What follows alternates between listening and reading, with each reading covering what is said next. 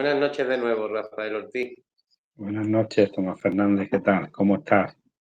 Bien, yo te noto la voz cansada hoy.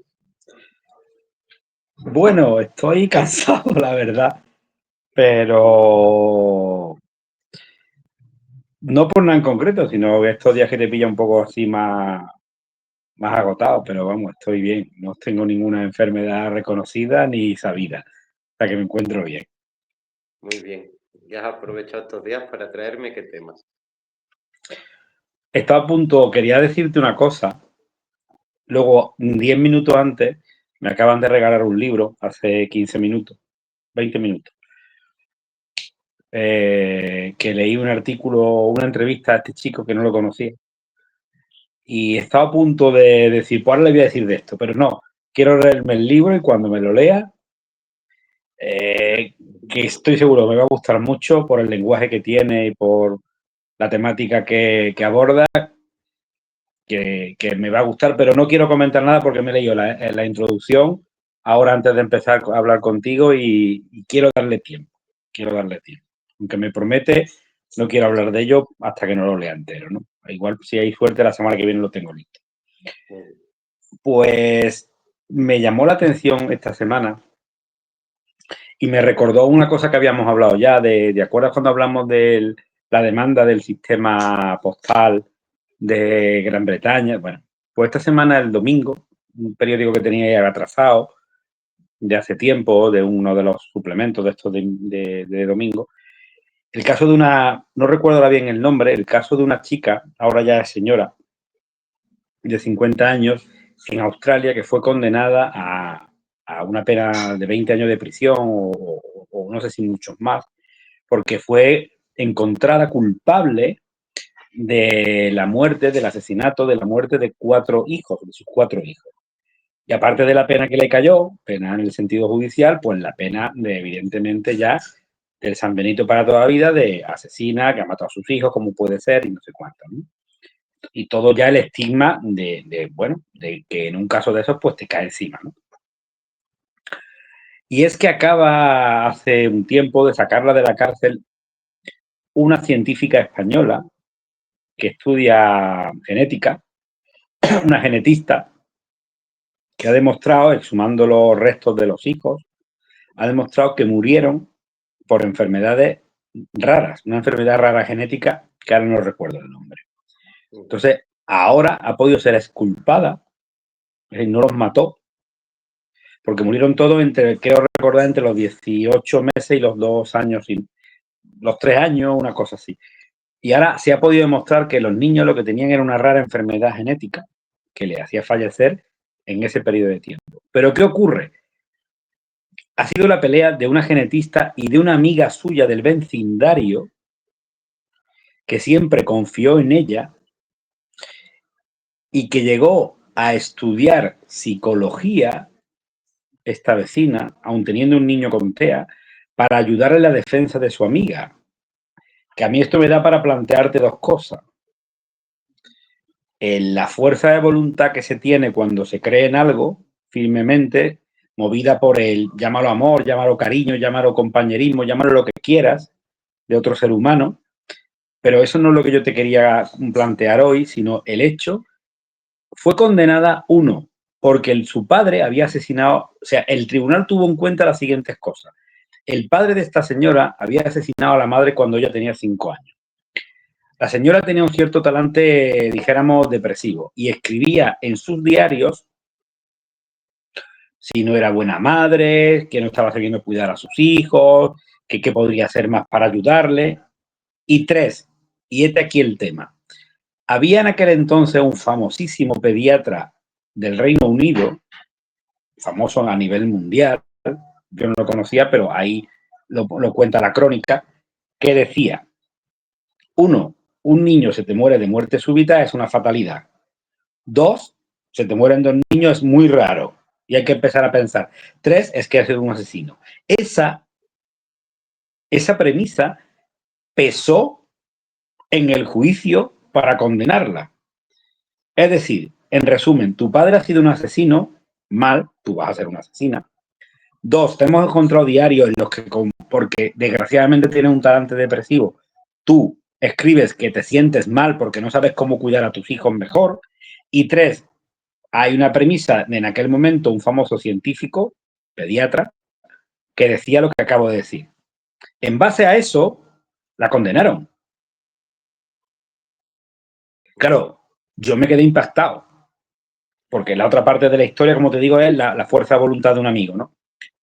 Y la fuerza de voluntad de una persona que quiso abrir el caso española, además. A mí lo que me impacta es, ¿de verdad hay determinados crímenes o juicios, mejor dicho, de este tipo de cosas, en las que lo que pesa son premisas circunstanciales que además pueden estar a la moda porque un determinado científico, ¿de verdad entramos con presunción de inocencia en casos como estos? En casos como estos. Pues yo me remito a una cosa que ya dije en su momento para otro tema. No hace tanto, la premisa médica mundial es que los negros africanos no eran personas, que estaban cercanos a los animales no sin cerebro, sin emociones, sin tal, y no tenían derechos porque los médicos apoyaban que los negros no eran personas. Es decir, ¿qué quiero decir con esto? No solo las premisas, sino los conocimientos científicos que se puedan tener en una época determinada pueden hacer muchas cosas, no solo en el ámbito judicial, en mil ámbitos, ¿no? También dijimos muchas veces la tontería esta de cuando yo nací los niños tenían que dormir boca abajo, luego era boca arriba, luego de lado. Tal. Claro, el ámbito judicial es una parte más de la parte social que tenemos, ¿no? De nuestro entorno social. Si la ideología, conocimiento científico, etcétera, etcétera, etcétera, van en una dirección, pues obviamente influirán en una decisión judicial. Pero voy a ir más allá. Tú te vas a leer un libro ahora, yo he terminado otro. En Nexus de Harari, uno de los capítulos habla de una cosa, bueno, en el libro salen muchas cosas que desconocía, que desde 2012 se están utilizando algoritmos en las decisiones judiciales, unos algoritmos que tienen los sistemas judiciales de cada país, para ver el riesgo potencial, no del crimen que ha cometido, sino del riesgo potencial de los crímenes que podía cometer. Y sí, porque hay un catedrático, no sé qué de especialidad, que tiene que ver con el cerebro español, en la universidad, en una universidad, creo que es en Valencia, que recomiendo el reportaje sobre eso que tú dices, porque efectivamente, Minority Report, que es lo que tú estás hablando, o sea, lo están utilizando en Estados Unidos. sí, sí, y además ha llegado al Tribunal Supremo y el Tribunal Supremo le ha concedido la razón al algoritmo. Es decir, cosas que no sabemos si van a pasar una vez has cometido el delito, ojo, bueno, de momento. Sí, sí. Te añade una potencialidad de peligrosidad que puede implicar que en vez de 5 años sean 7 o en vez de 7 sean 10. Pero ese algoritmo estaba basado, si no recuerdo mal, tendré que volver a verlo porque me pareció muy interesante, en un estudio neurológico de una cosa que creo que se llamaba el núcleo accumbens, la amígdala, una serie de, yo desconozco, pero lo que recuerdo, ¿no? Que en función de muchos casos, una base de datos muy amplia, que yo esto para hablar otro tema me llama la atención, es decir, cómo cuando de amplia tiene que ser una base de datos para un estudio para que se le otorgue carácter de real. Porque bueno, 10.000 personas, 20.000, pero bueno, en función de un estudio eso, ya habían, hay unas tablas algorítmicas que en función de eso te otorgaban una potencialidad. Sí, señor.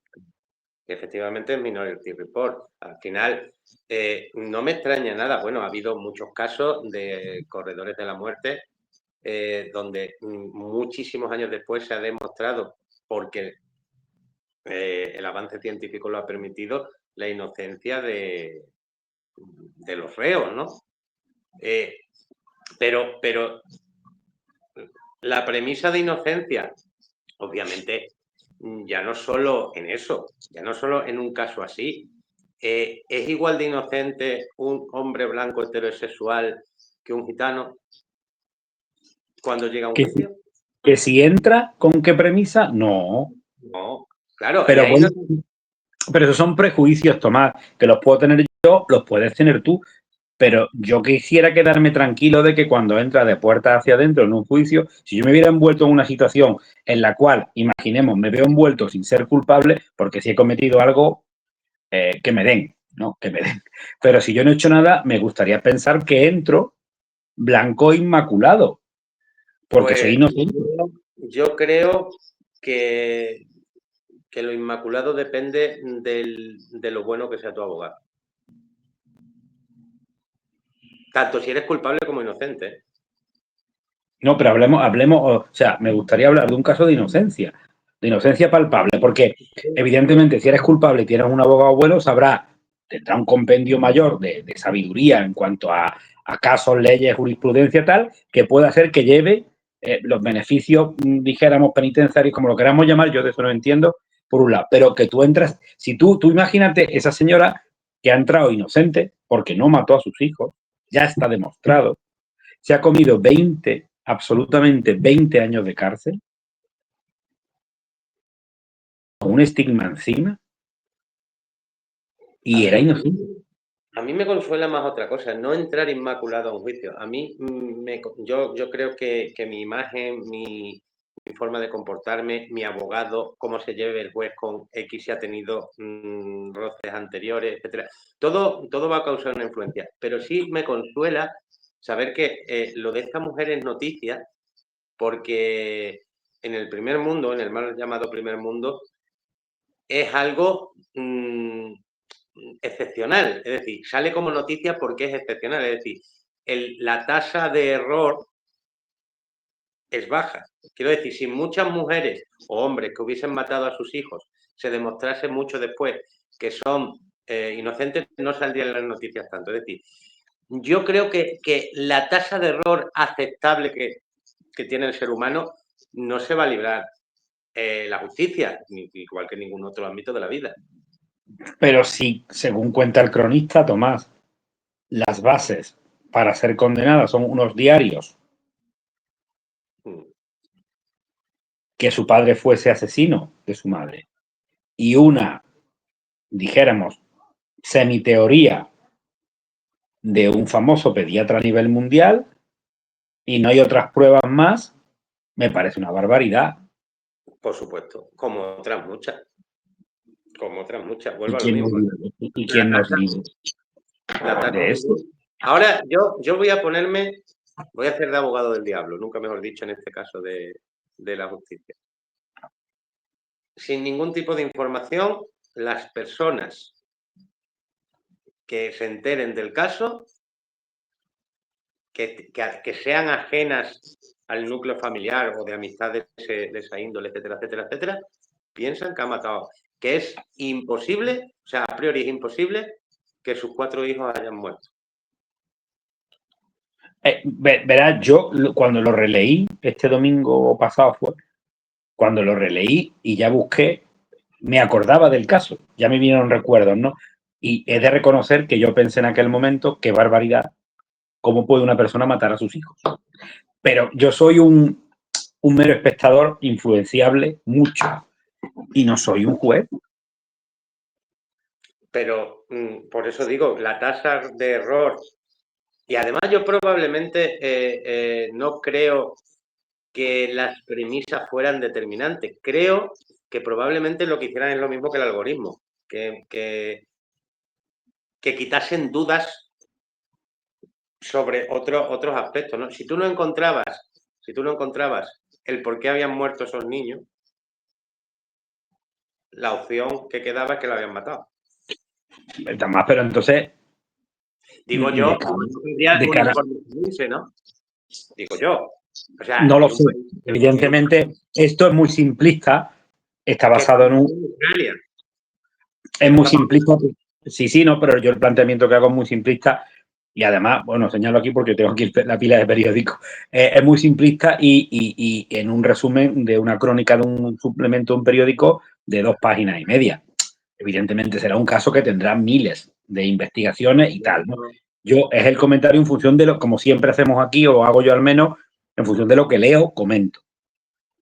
Pero claro, con respecto igual a lo que tú has dicho anteriormente, entonces, cuando entramos en una situación, o si nos vemos en una situación de este tipo, vamos estigmatizados. Es decir, si mi padre ha sido un asesino, yo tengo un talante tal que yo se me ha ocurrido escribir en un folio, ¿y dónde estarán mis pequeños hijos cuando mueran?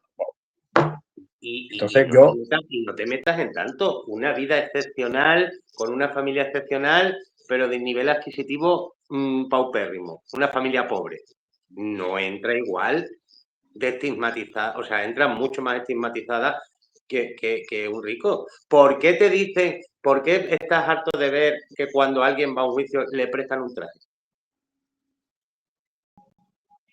O sea, que hay carne de cañón. Por supuesto. Por supuesto. Pues tú, por Y, supuesto.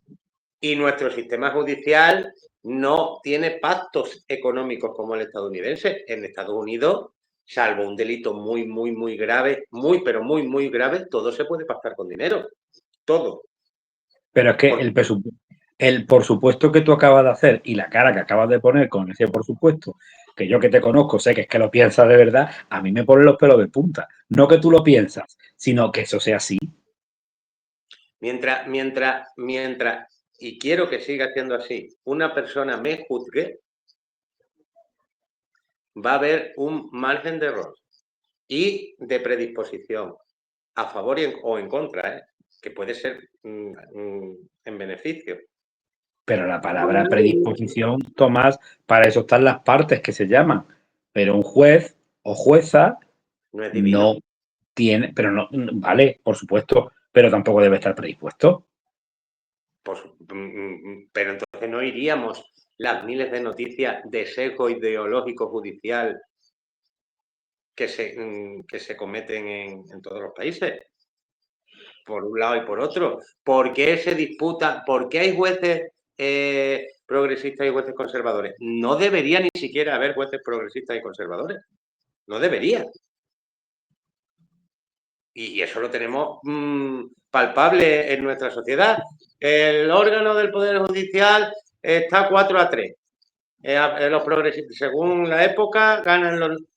No debería, porque si son jueces, deberían Pero ser... fíjate, yo hasta eso lo entiendo, porque como jueces como cualquier otro tienen una ideología, como la tienes tú, como los curas católicos deberían ser, y sin embargo ahí, pues fíjate, el panorama de las muestras que hay de distintas formas de interpretar eso, yo hasta ahí lo entiendo, porque tienen su parte política, su parte de ideología como cualquiera, ¿no? Pues lo mismo tiene Lo un que me juicio. cuesta trabajo entender es casos como este. Yo creo que... a mí lo que me consuela es que la tasa de error creo que no es muy alta. Creo que es bastante baja. Creo que por regla general se castiga a los culpables y se libera a los inocentes. Afortunadamente, pero hay casos como este que te describen cómo fue y me empiezo a pensar que esto que aparece en muchas series y películas americanas, de que la policía busca ya un culpable como sea para quitarse la presión de encima, de que no es eficiente, Pues seguramente pase también. hostia, entonces bueno, pues hay un catálogo de culpables, aquí cogemos uno, ¿no? Como no encontramos al suyo, vale. Bueno, y normalmente en esos casos que probablemente sean culpables de 200 otras cosas y digan, pues esa te va. Culpables, oye, culpables somos todos de algo. De algo, aunque sea así pequeño o sea así de gordo, ¿no? Pero culpa. Todos tenemos una pequeña cosa que, bueno, que somos un poquito así, ¿no? Y muy probablemente la tecnología en un momento dado permita cosas que estén pasando ahora que sean indemostrables y que serán demostrables dentro de, tanto a nivel jurídico como histórico, antropológicos, por supuesto de... Ya la hay, Tomás, porque acabo de leer un libro que no tiene nada que ver sobre la experiencia cercana a la muerte y todo eso, pero ya hay máquinas de resonancia magnéticas que he aprendido que se miden por Teslas, no de coches, Teslas es otra cosa, que son de 3 Teslas, de 4 Teslas, que hay máquinas de resonancia magnética que cuando tú te hacen preguntas y tal, y cuando detectan, cuando tú mientes, se ilumina una parte del cerebro u otra. O creo que es más correcto decir que cuando dices la verdad se ilumina una. Es decir, porque, bueno, no viene al caso porque el libro era de otras cosas, como acabo de decir, pero el investigador empezó a hacerlo, empezó a basarse en eso porque empezó a pensar que de verdad había otro mundo cuando ese señor que le hicieron la resonancia vieron que decía cosas que no estaba mintiendo. Entonces ya hay tecnología que se podrá aplicar en la máquina de la verdad de toda la vida, polígrafo, que eso no era verdad. Ahora ya con máquinas de resonancia magnética de suficiente definición o como se llame eso, ya lo hay. Llegará un momento que habrá entrenadores personales dentro de los equipos jurídicos para para ayudarte a engañar a la máquina. O sea, al final siempre habrá un margen de error. Y creo que mientras esté dentro de los cánones, pues vale, pues tendremos que aceptarlo. Bueno, yo, a mí me impresionó eso, me impresionó la otra parte de la historia, que es su amiga, sin tener estudio de ningún tipo, perseverando, presentó un escrito de 59 páginas, recuerdo que decía así, en el que intentaba poner evidencia para que siguieran investigando y abrieran de nuevo el caso. Se lo rechazaron porque no tenía validez de peritaje de ningún tipo. Él, la energía que le infundió todo aquello y el creer en su amiga y la fuerza de la amistad, o como lo queramos llamar, que se puso a estudiar y estudió psicología para convertirse, tener capacidad de tener una posibilidad de tener peritaje, ¿no? Y ahora se dedica a defender como perito, a aportar pruebas como perito de mujeres que se encuentran con problemas con la justicia, en los cuales una de las pruebas es el hecho de que haya tenido un diario y haya escrito determinadas cosas. Que eso lo tienen muy en cuenta, al menos eso ponía en el periódico, en el sistema judicial australiano, ¿no? Y esa es la otra parte que me quiero quedar más de la fuerza de voluntad cuando tú quieres ayudar a alguien, ¿no? Si no pasa eso, no habría serie de Netflix.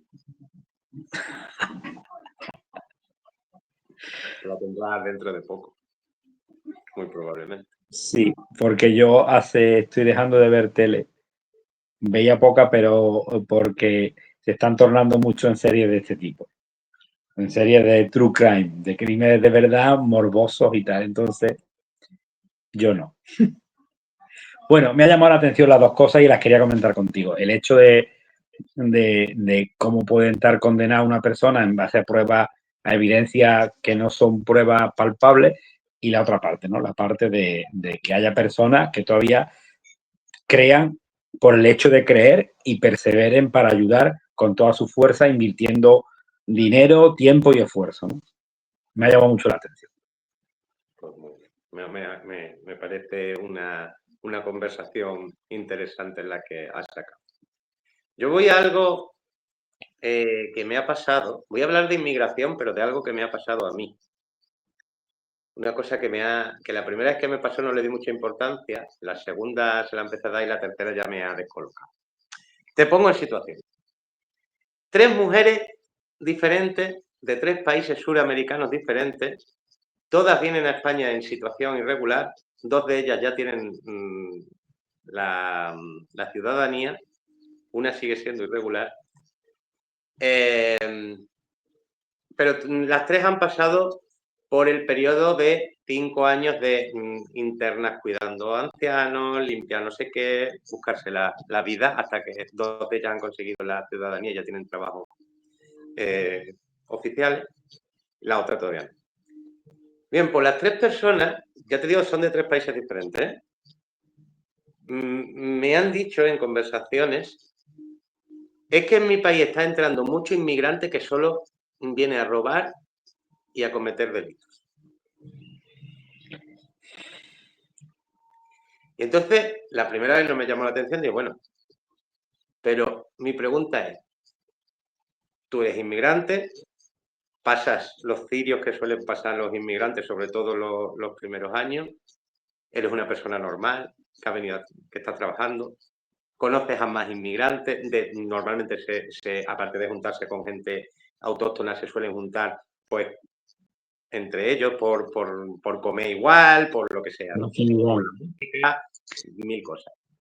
Y sin embargo, a pesar de haber vivido en ese entorno, tú sigues teniendo la conciencia de que los inmigrantes que entran en tu país de origen están robando y cometiendo crímenes.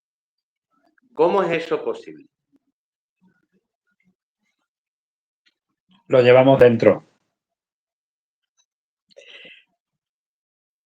Lo llevamos dentro. Los seres humanos llevamos dentro, seamos del sitio que seamos, pautas muy parecidas.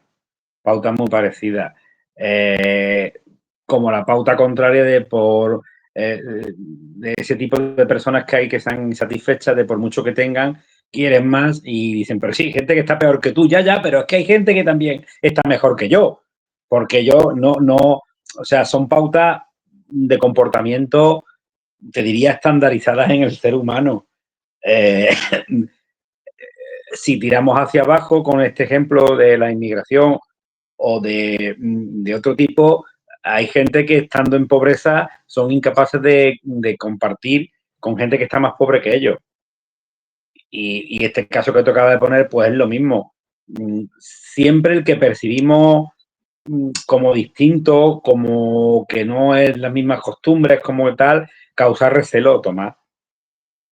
Porque lo llevamos dentro, es un prejuicio que tenemos y que somos, evidentemente, esto es una generalidad que no es, una generalización que no es en base a nada, pero somos prejuiciosos los seres humanos y nos gusta estar con iguales, porque con los que están por encima las reacciones suelen ser muchos casos de envidia y de mal deseo, ¿no? O de que le vaya mal o que por qué tú no estás igual. Y de los que están por debajo de ti, que uno considera o que se consideran por debajo, como que no los quieres a tu lado, ¿no? Como que no te pueden aportar nada. Y eso, estés en el estrato en el que estés, pasa. En los ricos, como siempre hay más ricos, pues por muy ricos, quieren más y quieren, pues contigo y conmigo, que somos personas pues normales, trabajadores, que tenemos una vida acomodada, pues no quieren porque somos más bajos que ellos, ¿no? Yo creo que lo llevamos dentro, Tomás, el prejuicio. A mí me parece brutal que una persona que esté recibiendo los inputs de prensa y sociedad, o medios de comunicación y sociedad, de que está viniendo a cometer delitos, porque esas personas sufren esos inputs aquí, Sí. Y ellas piensan, oh, si yo estoy trabajando. Y tus amigas también. Y las que han venido con marido también, en el campo, no sé qué, no sé cuánto, por aquí, por allá. Digo, o sea, estáis todos más o menos trabajando. Dice, bueno, dice, hay 3 o 4 que no han venido a trabajar. Digo, sí, eso lo entiendo. Digo, pero la gran mayoría, dice, trabajando. Vale. ¿Y por qué los que están entrando en tu país son en mayoría ladrones y violadores? Dice, hombre, porque es que no es lo mismo. Claro. El prejuicio, Tomás. No, pero el prejuicio es, si tú ya sabes que aquí los medios de comunicación te mandan unos inputs que tú que sabes que son falsos porque eres el inmigrante y el que está... Es que el input es falso porque a ti te juzga negativamente. Entonces ese input no me vale. Si el input que yo recibo es elogioso o me juzga positivamente, ese sí. Entonces, si tú, estas 3 señoras o chicas que tú describes aquí, si es aquí en España, los inputs con respecto a ellas son prejuicios e inputs negativos, no me gustan. Y no pueden pensar que esos mismos inputs son falsos allí. Si son falsos aquí, son falsos allí. depende de lo que perciban que está pasando allí. Es decir, si ellos pueden llegar a pensar que allí le están quitando sus puestos de trabajo de allí y por eso se vienen aquí, desarraigado, no lo sé. Ni siquiera. Esa pregunta la hice. Digo, ¿pero qué están ocupando puestos de...? Y dice, no, es que están entrando a robar. O sea, lo que está entrando es criminales. Dice, no es como yo que estoy trabajando. O sea, que lo que están entrando son criminales. Yo, mira, hace poco, vamos a hacer relativamente poco, fui a Chile. Pueblo donde me paraba, pueblo donde en los restaurantes las personas que me atendían eran venezolanos. ¿Vale? ¿Por qué? Pues igual que pasó aquí hace mucho tiempo, hace relativamente poco tiempo, que tú ibas a Madrid y no había un camarero de España, eran todos suramericanos, etcétera, etcétera, etcétera, porque los españoles en esas épocas no querían trabajar en esos puestos de trabajo, ¿no? Pues allí pasaba lo mismo. En Chile, los camareros eran venezolanos y estaban trabajando. Pues en un clic ya todos roban. Hace poco me acabo de acordar el hijo de unos amigos que está en Alemania. Hablé un rato con él porque estaba aquí de vacaciones y está percibiendo que ayer un español, como tú, como yo. Entiéndaseme lo que quiero decir, ¿eh? No, allí, español, alemán. Y él está allí y le están diciendo que los españoles venían aquí a...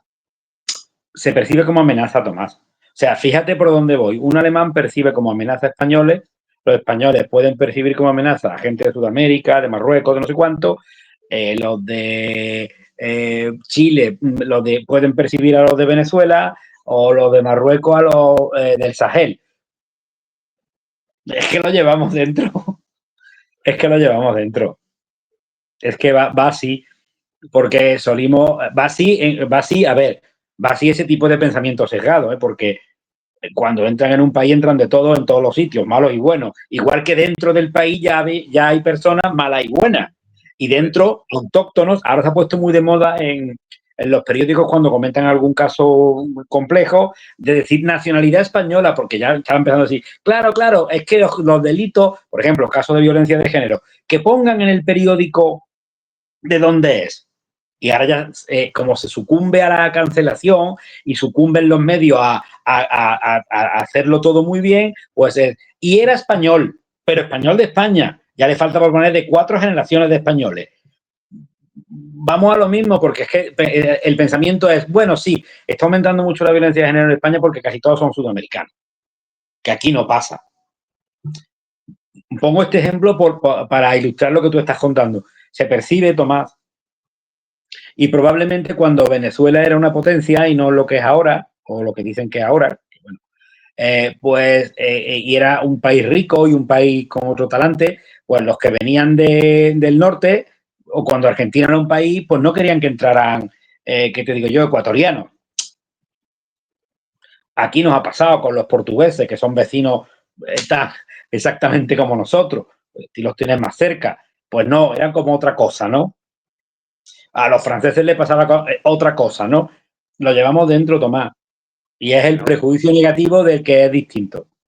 Igual que te preocupa a ti entrar en un juicio de consejos, a mí me preocupa no solo que el que no ha tenido la vivencia tenga prejuicios, sino el que la ha tenido no sea lo suficientemente empático para por lo menos recapacitar. Luego toma la decisión que sea, pero si tú estás viviendo la situación, a ti te están diciendo fuera, porque eres un ladrón, y tú mismo sabes que no eres un ladrón, cuando te dicen que otro es un ladrón, digo yo que por empatía personal tendrás que decir, espérate, voy a ver si es un ladrón. Pero digreguemos, porque es que esto es curioso. Es que al final somos cada uno un yo. Tú eres un yo soy un yo. ¿No? Y cada uno tenemos nuestro prejuicio inevitable. Y se dejan muchas cosas un poco a la madre naturaleza, ¿no? De la evolución. O sea, no sé si se trabaja suficiente en los colegios la empatía, la no sé qué, no lo sé. pero que eso que tú acabas de describir, al final lo ponemos como que es la sociedad, ¿no? Que la sociedad son un montón de yoes. Un yo, otro yo, otro yo, otro yo, otro yo. Yo soy de pensar que si se crea un pensamiento común, ¿no? Es porque muchos yoes están calentándolo. Eso tiene su parte de cierto, pero también hemos hablado en otros momentos de que ahora somos mucho más manipulables. Bueno, y más que lo vamos a hacer. Es decir, no es Espero cuestión que de esto ser cuando se vea en una biblioteca del futuro del 2132, me gustaría estar, que tú lo dijiste el otro día, porque me gustaría ver cómo somos de manipulables los humanos dentro de 100 años. Que yo creo que va a ser una barbaridad. Entonces, claro, no es solo la suma de los yoes, son los intereses para que esos yoes piensen de una manera. Bueno, Tomás. Pues Sí. pero a mí esto me parece razonable. Es decir, si yo no he sido inmigrante, olvídate de la inmigración, si yo no he pasado por una situación, desconozco completamente la situación, y a mí me llega información de lo que sea, pues yo acepto esa información, tengo prejuicios, etc. Eso lo puedo entender. Es decir, lo que yo no entiendo, lo que no entiendo es que si yo estoy pasando una situación y me llega información que yo sé que no es cierta porque es mi situación, la mía, por lo menos diré, espera, no están hablando de mí, pero están hablando de mi situación.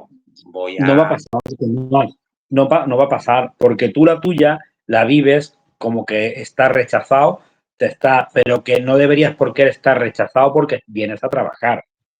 ¿Entiendes? Entonces, ahí hay un choque de no comprendo que yo que vengo, tal. Y eso no se transforma, no se traduce en los que en mi país vienen a lo mismo, ya que a mí me está pasando esto, seguro que haya lo mismo. No, hay algún tipo de prejuicio que se tiene igualmente que hace que el pensamiento lleve a ese lugar, de que estos de mi país también. No lo sé en qué dentro de aquí donde está arraigado. Yo me voy acordando de cosas mientras hablamos. El otro día una de mis hijas, que tiene que salir en todos los programas, me dijo que un niño ya había dicho de otro país, que comparten en el colegio de niños de otros países, que tú vienes a robar. Una barbaridad esta.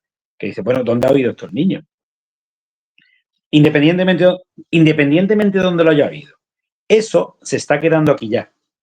Eso, elaborado, crea un prejuicio que será más peligroso o menos en función de las contrabalanzas que haya con respecto a eso, educativas, de casa, de lo que sea. No estoy diciendo que lo haya oído del padre. De donde lo haya oído, da igual. Eso ha salido ya. Y eso va porque es que los seres humanos somos así. No, somos subjetivos por naturaleza y nos van entrando en distintas capas, distintas cosas. Y al final creamos este tipo. Entonces, estas señoras que tú cuentas, pues por el motivo que sea, pues tienen también sus prejuicios y no son capaces de identificar a ellos consigo mismas. No son capaces. Me parece un problemón, porque magnificándolo, si no somos capaces de ver nuestra propia realidad, apaga y vámonos. O sea, nuestra propia realidad. Ya no estoy hablando. Es que nuestra realidad es distinta en cada momento de la vida. Llámalo año, etapa.